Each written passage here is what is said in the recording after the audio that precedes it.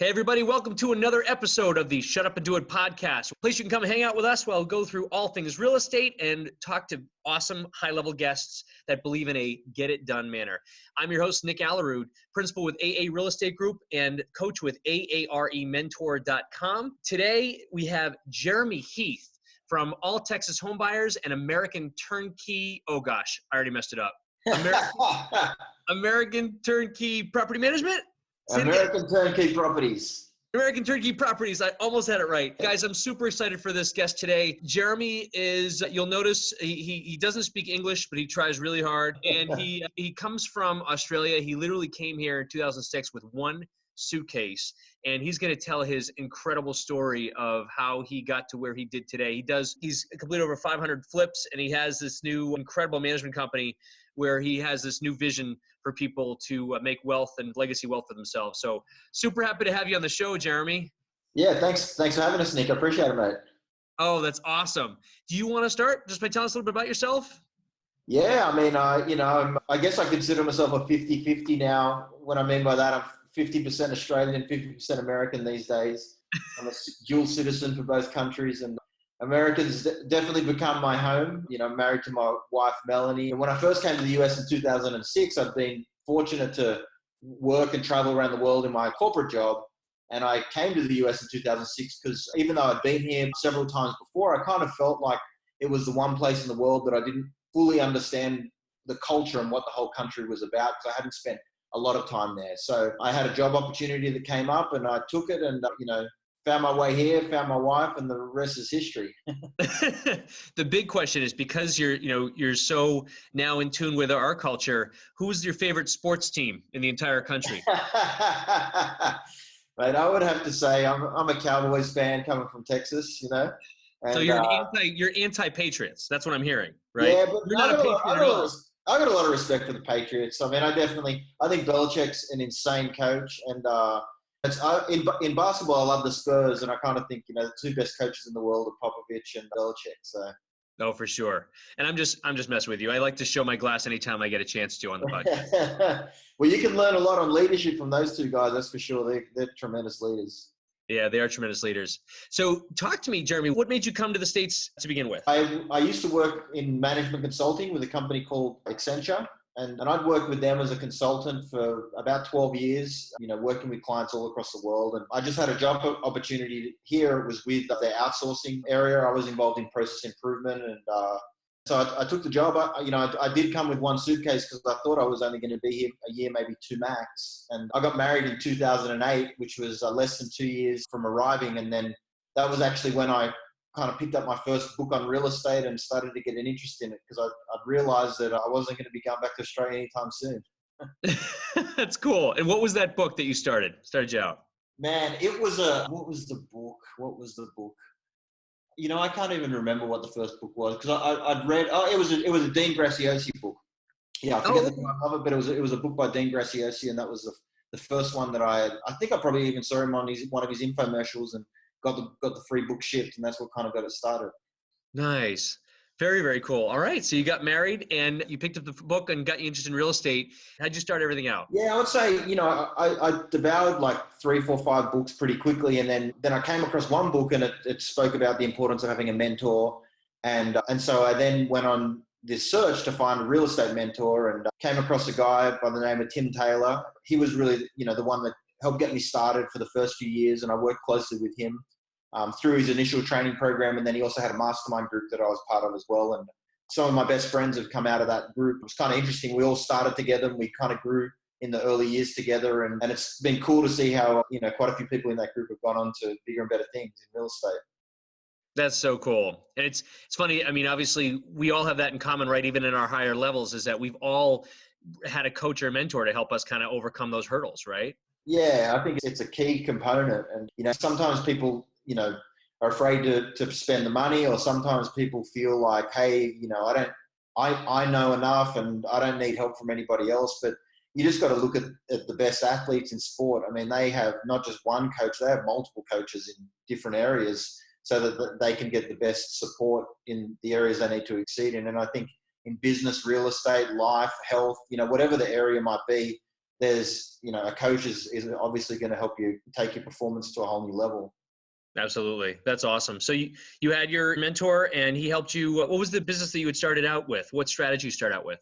Yeah, I started rehabbing out of the gate. So, my first house, I think I bought in April 2009, and it was a flip, made 25 grand on it. I still for the first 2 years of when I started doing my first flips, I was still working my full-time job with Accenture. And so it was a part-time deal for me. And probably the big turning point for me was in 2011. Tim was putting together a mastermind program with, 8 or 10 of his best students that had gone through his course. And I signed up to do that. And when I was at that event, I realized that I was the only one in the group that still had a full-time job. And so it was kind of at that event where I realized, man, if I want to, I'm a pretty competitive guy. So I kind of thought, if I'm going to compete with these guys, I've got to be all in. And, a couple of weeks later, I think I quit my job, and that was it. Awesome. Good stuff. And to the dismay of your job, right? So they had to have someone else come over with one suitcase from Australia to try to handle that next situation. They had to ship in the next Aussie. And curious, you probably are going to recruit that gentleman for your real estate business, right? That's not a bad idea. I love it. No, that's a cool story. So you started rehabbing out of the gate, and did everything go smoothly, or did you have even one or two kind of rough deals? I've always been pretty aggressive with like the speed that I like to try and do things. So once I'd got a couple of deals under my belt, I started to go pretty quickly, and pretty quickly I was rehabbing 5 or 6 houses at a time, and that was my first, I think, lesson where everything came crushing down. It was just took on too much at once. Had issues with contractors, and so it kind of went through a patch where we had a little bit of a mess that we had to work through. Lost a little bit of money on a couple of deals, but the way I always felt about it was I felt like that enabled me to learn faster. So like even though it was tough during that time, and I felt I grew at a much faster rate because I took the risks and I was aggressive with how fast I was trying to grow. Yeah, absolutely. Were those hits like, did they reset you, or were they just you had cash at that point and you were just kind of taking the hits and absorbing them? Yeah, because I had my regular job, and I mean I think overall they weren't big losses, but it was my first time that I'd lost money on a house, and I only lost maybe on 1 or 2 of them, and I made money on the rest. But still that feeling. I think the lesson that I learned from it was hey, this is real. So you go through the training, you flip your first house, you make 25 grand, and you're like, wow, this is easy.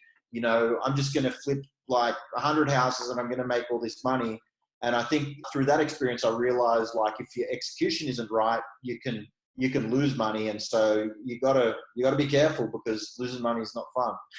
Yeah, we call it around here. There's a lot of people around here, especially when they get their first course, right? We call it a home run complex. So they do their first deal, and around here they make 150,000 in their first rehab, and they are now dangerous because now they have capital and they think they know it all, right? Yeah, exactly. It happens more often than not. Those second, third, or fourth deal will put them under. So that's cool, man. For sure. So you got your systems together and started cranking out rehabs. How, what was your volume like? I was when I first went full time, I was probably around like 25 houses a year. It probably took me about 18 months full time to get up to that. And I was around 25 houses a year. And then just over time, the main thing that changed over time was I would continue to spend more on different types of marketing, and I would build my systems, and then I'd start to hire people in to perform the roles once I'd mastered the systems. And that was kind of how I gradually grew. And I kind of had this simple philosophy, I guess, which was, it's a theory of constraints in remodeling. And so I kind of worked out early that there was 3 constraints that hold you back. One's going to be, do you have enough capital to do the deals, right? Do you have your private lenders lined up, and can you fund your deals? The second is, do you have your rehab capacity to actually have the contractors to do the quality work? And then the third is, do you have your deal flow? And so once I kind of understood that it was one of those 3 constraints, then I was consistently asking myself, which one is the constraint that I need to put my focus into? Because once I remove that, I'll be able to jump up to another level. And that's kind of what I did then for several years, so just growing and building up with the volume. That's the best way to chunk that down. You nailed it. That's pretty good. So as you started to scale that business, when did you start kind of realizing, as you say, and I actually haven't read, we'll get to that, right? Because there's something good coming. Jeremy's going to be showing us something pretty cool that he just did. But when did you start holding some of the properties that you were rehabbing?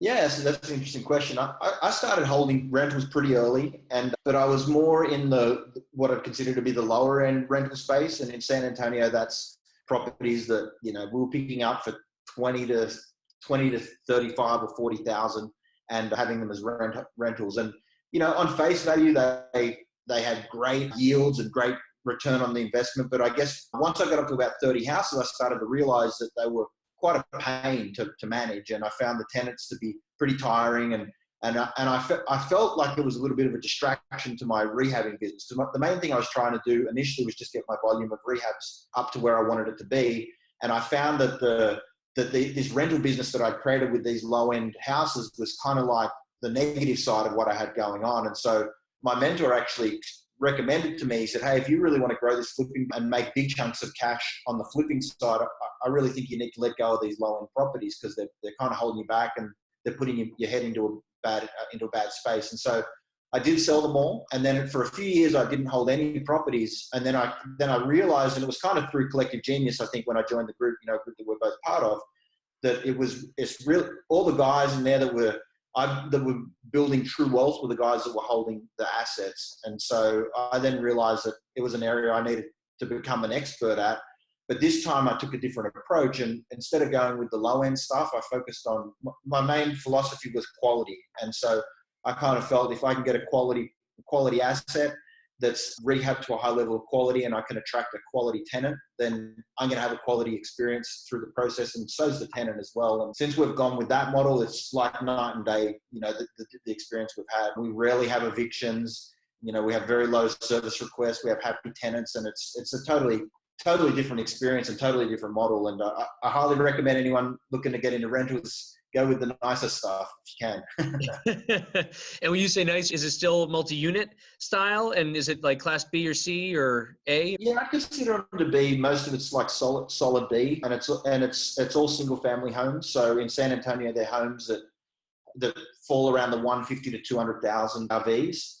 And I found that they're right in the good sweet spot for the affordability, and the tenants that you're attracting are really, they're quality people. And we do full rehabs on them. I mean, we basically rent retail quality properties to them. So, we don't rehab them at a lower quality because it's a rental. We do it just like we were going to flip it. And then that enables us to get the best rents. And then we also get, multiple tenants trying to get the property, and then we put them through a pre-screening process, and we're able to choose the tenants that are the best fit for us. Yeah, brilliant. That's excellent. When did you have that aha moment when you're like, you know what, I want to keep this one and not just flip it? Like, when was that moment for you? Man, I think that it was pretty early in my involvement with CG, and starting to, see some of the guys stand up there and say, hey, I've got a portfolio of 100 houses. I've got a portfolio of 200 houses. And I thought, man, I really got to start building this portfolio. And so I actually was pretty aggressive to get started. And I put probably 20 or 30 houses in pretty quickly, because I kind of felt like I wanted to get a platform set up. And, if I just had 2, 3, 4 houses, I just felt like it wasn't big enough to set up systems and have staff and things like that. So we scaled that up pretty quickly. And it's only been about 18 months since we got started on that journey. And we've currently got, I think, around 45 properties that we hold. And, we're continually adding to the portfolio every week. Very cool. Very cool. Do you mind sharing with us your business model on which ones you keep and how you buy them and all that?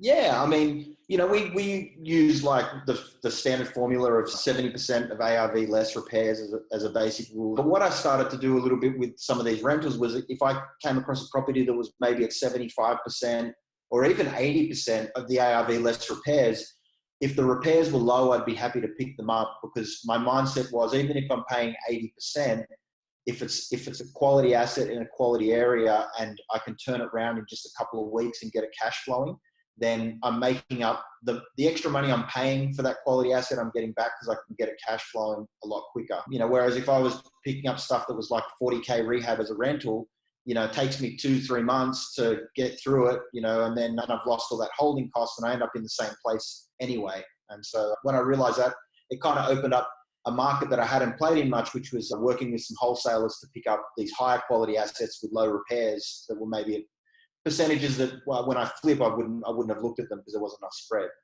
That's it. And you just kind of touched upon a really key element there. There's a lot of people, like in all of our markets for our audience too, right? If a wholesaler or even a rehabber goes up against someone who's looking to hold that long term, typically it's going to be a tough battle if it's just on price, right? Because a buy and hold guy can usually, I'm going to put this on my portfolio and I don't mind paying 80% of ARV less repairs versus the 70% rule or a 65 if you're a wholesaler, depending on the area. Absolutely. Yeah. And I was going to say, because the big aha for me, because I think the key to building your rental portfolio, it's all about the bank financing. So once you realize that, and that's also one of the benefits that these higher quality assets have over some of the lower quality ones, banks like them that more, so the banks, obviously they have cash flow metrics and things like that have to be met. But at the end of the day, like when they're lending on these quality homes, I've had a good experience working with the banks. And once you can secure that financing, at 4, 5, 6% interest, the fact that you paid an extra $5,000 on a property to lock it up in the long term is nothing. It doesn't have that much significance because, 15 or 20 years later, once you've paid it off with the low interest financing, it's going to be worth, at least double what you paid for, and that $5,000 will mean nothing. So once I realized that, to me, it was really about the quality of the asset, the quality of the area, and then working out how to secure the bank financing once they were cash flowing so I could keep building it out. And was essentially your model? Would you take these down either cash or hard or private money, rehab them to that high standard, and then would do like a cash out refinance? Is that what your model would be?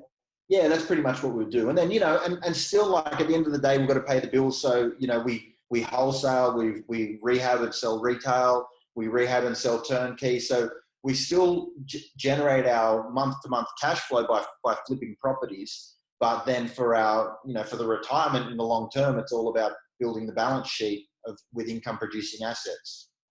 Excellent. And there's a couple people on this podcast that go both ways. On all those down payments for the ones that you're holding, we're using all of your cash, or do you have some private lenders that are long-term investors with you that like that they're holding those deals?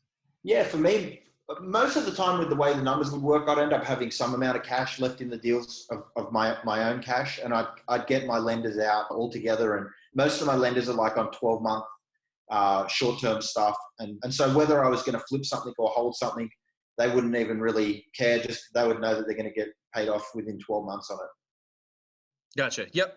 Perfect. That's cool. All right. So you're like, got 1, I've got 2, I've got 10, I've got 45 of these things. And I'm going to start to, now I have to put systems in place, or maybe I know you were doing that as you went along, right? And what were the hardest bumps in the road when you started to form all the management processes, procedures, what you had there? Yeah, I would say the thing that helped me the best, I think, was to first start by saying, what technology am I going to use to support this, and then kind of building the processes around that. So, we went with the AppFolio for our property management. And then the other thing that I think helped us as well was we weren't just setting it up to manage our own properties. We also have clients' properties that we're managing as well. So, from scratch, we'd set up this property management business. It's now managing over 100 properties. About half of them are ours and half are clients, but that really forced us to get stuff together quickly because, we were accountable to not only ourselves, but the clients. And then the other cool thing that I felt about it as well when I spoke to the clients is I'd say, hey, your properties are mixed with our properties. They don't get treated any differently. So they're getting treated just like ours, which is 100% true because, we don't say, hey, that's our one, let's put that to the front of the line. It's just another house that's getting dealt with. And so, we had accountability to them, but to ourselves. And I think it just pushed us to get things in place very quickly, which was, it's good to have a little bit of fire under you. Yeah. When you first started renting out your properties before you had your systems in place, right? And you mentioned you kind of had a tougher quality tenant, maybe because of the quality of your assets or your houses, maybe the area. But what were the top 1 or 2 challenges you had there that you didn't want to have?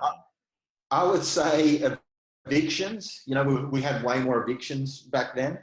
And so, you know, evictions were commonplace. And then even evictions where we ended up having to, you know, go all the way where you'd have to get the sheriff and do a set out with the tenant. So, you know, not just a regular eviction, but like the real painful evictions. We had a handful of that. In the new model, one of the things that's totally different is when you have a quality product and you're attracting a quality tenant and you're doing the pre-screening, you're dealing with somebody that understands the importance of them keeping a clean record for them to get houses like this in the future. So that was a big difference for me, where in the past, if I evicted on one of my older tenants in the lower end stuff, they didn't care. It was just another eviction on their record. But for these people, if they are faced with an eviction, I find that they'll often do whatever they can to really stop that from happening. And often, even if they owe you money because of a situation that happened, they may come back later and give you that money just to get the collection removed off their record. So they're more responsible, which I think if they care, that makes a huge difference. Yeah. Oh, for sure. Did you feel like you had any challenges that you had to overcome specifically, maybe over other people, because you came from Australia when you came up here the first time around? Yeah, it was kind of interesting because when I first got in the business, you know, raising capital is obviously a big deal where you need to find your private lenders. And I spoke at some events and I felt like, hey, you know, when I have something to overcome, because when they hear me, they're going to know I'm not from the US. And I felt like there's a chance they may judge me or look at me differently. So at one of my first events, I was talking at an equity trust on an investor panel, and as soon as it was my turn to talk, the first thing I said in a thick Australian accent, I said, you know, you probably could hear I'm not from around these parts, you know, I'm from Australia, but I'm working on becoming a citizen. And as soon as I said that, the whole room stood up and erupted and just started cheering because I'd said I was working on being a citizen. And I just realized, like, one of the cool things about America that I love so much is it's really so embracing and like people I was American from the beginning, you know, they didn't see me any differently. And it's definitely one of the things that made me want to stay here, because I don't think there's a place like this in the world where you have all the diversity and, you know, people are so receptive to people from another place. That's really cool. Yeah. It's almost, in my head, it would almost be an asset that you'd have, I think. I don't know, in my head, it's, you know, people tend to love people that you've gone through so much effort and struggle to get here and to start up a business and to go through all the challenges that you did. And while I joke with you, obviously I say, you know, you don't speak English and you should learn our language. I almost look at it as your international background. You can see the differences. You understand. Maybe I'm just thinking for myself, if you came to me and you were like looking to raise some capital, and I would look at you and look at the person next to you that had half the experience and maybe half the work ethic, I'm just going to kind of say it, right? Like, my experience, this is not based on statistics, but the people, it's very difficult, especially up in my market, which is the Boston market, to find people that you can trust, that like to work hard, that know how to kind of grind it out. And I see you and I see a guy who, you're relentless. You're going to continue to go and push until something gets done. Would you say that's accurate? Yeah, I mean, I think, you know, it kind of falls a little bit in line with the book that I'd recently written, which, you know, I know we were going to talk about it, but the book is called 10,000 Miles to the American Dream. That was a perfect transition, by the way, and you nailed it. That was exactly where I was going. Oh, that's where you were going, man. Nice assist. I appreciate it. So the book that we wrote is called 10,000 Miles to the American Dream. I wrote it with a bunch of Australian guys. We all live here in the US now and all invest in real estate. And the reason we decided to write the book was we all had a similar story where we came to the US. Most of us didn't even come here to be involved in real estate. We came here for other reasons. But when we were here, we realized how good the opportunities were for real estate investing. And I think a lot of Americans don't understand how much better it is here compared to so many other Western countries in the world. And so for us, you know, the story that we want to share with everyone is, hey, you know, we picked up our lives, and for most of us, it wasn't the plan to be here long term, but now we are. And it's because, you know, number one, it's a great place to live, but number two, the opportunities here are just so enormous that, you know, we're all in on making the most of it. And I think, you know, what we try to share with the readers is, you know, a lot of people that are born here just don't realize how good the opportunities are. And I think sometimes that makes them maybe not push and work as hard and try and find those obstacles when they do have the roadblocks, because they don't kind of realize the blessing that's before them. And, you know, and I think for a lot of people, if they understood that, when they do have those little that hold them back, they push through them a lot easier, because they know that it's going to be worth it. And I think, you know, our story, we're called the Real Estate Mates collectively, but we all have a similar story where we've all done pretty well in real estate in a pretty short time. And we all started at ground zero, you know, totally different country, totally different laws, totally different rules. But we just saw that it was like hands down the best place in the world to do this. So we went all in on it.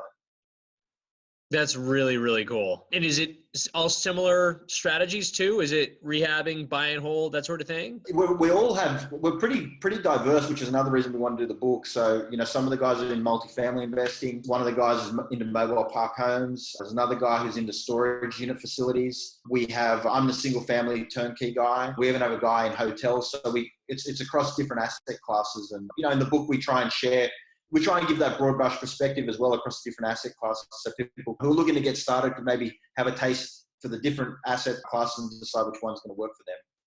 So it's not just a motivational book. There's actually some content in there too. Some good real estate content, it sounds. Yeah, we actually put some content in there. Well, I didn't mean to say it like that. It was just, you know, but for the people listening, I mean, so number one, you know, this book highlights the opportunities that lie in this country that I'm sure people here, like you said, don't appreciate, don't acknowledge, and maybe it does kind of push them down and they don't want to work as hard because they feel like, why bother? And you've uncovered these opportunities. You guys are going for it. And for the real estate centric folks, you guys can see these different asset classes in this book. Give us the name very clearly again of this book and tell us where we can find it, Geremy. Yeah, so the book is called 10,000 Miles to the American Dream. And you can find it on Amazon. It's available now for purchase. And for more information on the group, you know, like I said, we refer to ourselves as the Real Estate Mates. So you can find out about each of us at realestatemates.com as well. That's awesome. So realestatemates.com and 10,000 Miles to the American Dream. Super cool. We'll make sure we add all that data into the show notes too. So if you're watching this, guys, check those show notes for those links. And dude, I think it's awesome what you've done. And on a personal level, right, I shared with you before we started this podcast today, you've kind of helped us in a couple key roles too, where we needed some help growing up here. So appreciate all you do, man. Are you cool for a couple of some questions that you're prepared for? Let them rip. It depends what the questions are. No, I'm ready. Gotcha. The first one is, what is your favorite purchase you've made in the last 12 or 24 months that was under $100? The favorite purchase under $100. And you can say a book, but I'm going to say no book because we're going to ask you the book next. That your book is clearly the most motivational book people can buy right now. So I would have to say it's one of my wholesale assignments. You know, where we've locked it up for $100 and assigned it and made a lot more than that. There we go. All right, return on investment, guys. Knowing how to wholesale by assigning contracts. There you go. I like it. I like it. What would someone who knows you say is your biggest weakness? My biggest weakness? I would say my biggest weakness is also my biggest strength, and that's I can get like absolute tunnel vision on stuff, like laser focus. But you know, when I'm laser focused on something, whatever is going on around me is not getting much attention. And this is a tough question, and it's funny because there's no right or wrong answer to any of it, but how do you do with, we don't call it work-life balance, as we learned from Patrick Precourt, we call it work-life harmony, right? Do you have anything specifically that you do as far as routines or as far as, you know, making sure you spend enough time for yourself or for your family and friends, that sort of thing? Yeah, definitely. I mean, one of the things that I implemented a few years ago that's had a huge impact is my Miracle Mornings. There's a book on it called The Miracle Morning. And so you know, I like to get a lot of stuff done early. So I'm typically up by 4 o'clock and I have a routine which involves, you know, meditation, affirmations, reviewing goals, exercising, and then trying to knock out like at least an hour of solid work so that by around 7 o'clock when my wife gets up, we can kick back, have a coffee and spend some quality time together. And I've already, you know, had 3 hours to the day. And then, you know, I don't like to really go past 6. You know, as soon as 6 comes, I kind of switch off and then I like to be fully engaged with my wife. And yeah, and I think that's that enables the balance to be there. And I think if you get up early, you really just have that peaceful time where you can get a lot done, and especially a lot of thinking, which is the most powerful thing you could do. Yeah, for sure. Miracle Morning. I also live by those practices too. It's one of the, I think, the most busy entrepreneurs specifically. I think it's one of the best things we can implement, right? Ah, absolutely. Yeah. Yeah, for sure. That's awesome. Jeremy, so the book is 10,000 Miles to the American Dream, and they can find you at realestatemates.com. Are there any other ways you want people to connect with you? Yeah, for our actual business, you can visit us at americanturnKeyproperties.com. And, it has our office line there and, a free report that's available on wealth creation. So, yeah, if you check us out there as well. Awesome. All right, folks, you heard it here. Check out his book, 10,000 Miles to the American Dream, found on Amazon. We'll put the link in the show notes. And also make sure you check them out at realestatemates.com. I love that. I love that. And the fact that you even translated it into English so that we can understand. That's even better. So, yeah. And well, the book actually is written with quite a bit of Australian slang, but don't worry, we put a glossary of translations for you Americans. That's exactly what we needed. And it's just a matter of time before we do get you to be a real patriot. So just want to let you know. And that's all we got for today. Jeremy, thank you so much for your time, my man. Really appreciate it. Yeah, no worries, Nick. Thanks for having us, mate. Appreciate it. Folks, thanks so much for joining us on the Shut Up and Do It podcast. And make sure you like and subscribe on the buttons below. And we'll see you on the next one.